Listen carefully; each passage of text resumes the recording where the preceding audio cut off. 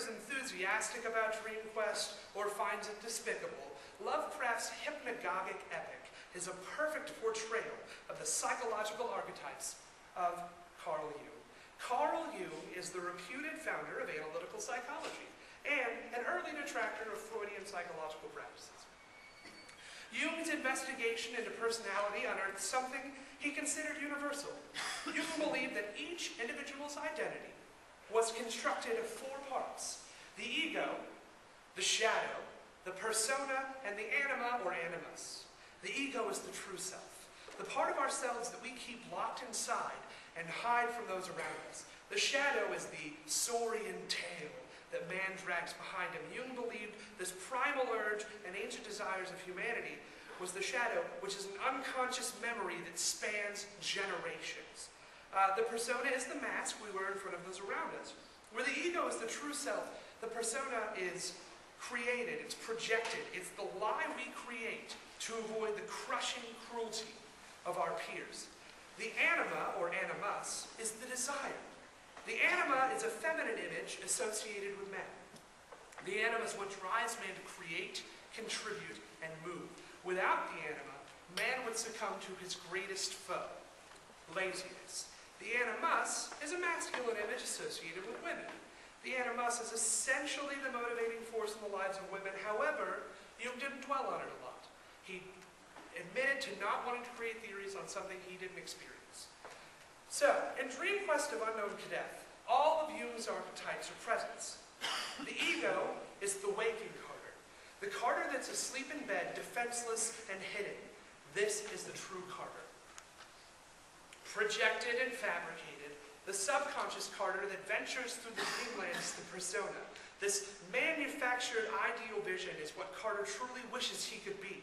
Charismatic, eloquent, and virtuous. In reality, Randolph Carter is a college professor that scrambles about getting into trouble without actually solving any problems, and he's a man addicted to sleeping. The dreamer that Carter becomes has none of these vices. He resolves conflict, takes charge, and never rests. The anima is the sunrise city. This is the driving force that motivates Carter throughout his journey. If it weren't for this pristine metropolis with its perfect statues and giant open forums, Randolph would have no reason to enter the Dreamlands. The desire that allows the dreamer to enter the Dreamlands propels them through. It always rests just on the periphery, barely out of reach.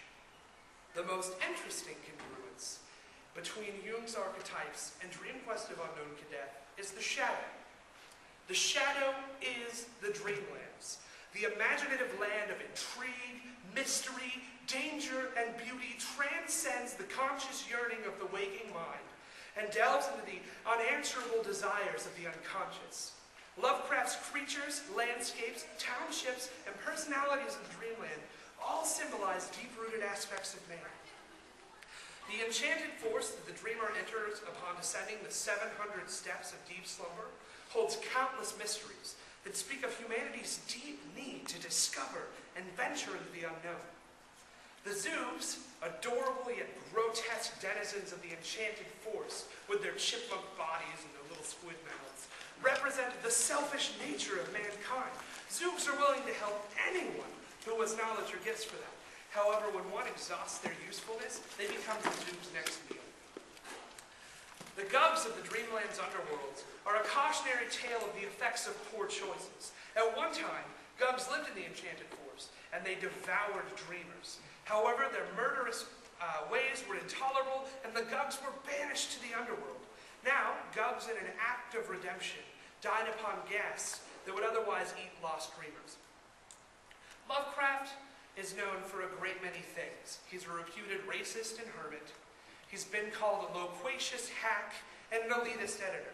However, the writing and style of Lovecraft have crept like a tentacle through culture. Stephen King, Clive Barker, and H.R. Geiger all claim H.P. Lovecraft to be their inspiration. If nothing, it is nothing except deplorable that Lovecraft is not a household name. He spent all his adult life writing, which is no way to make a living, especially if one is as underappreciated as he was. His works created a cult following that did and still impact the popular culture of America. Yet, it's all for naught, because Lovecraft is still unknown.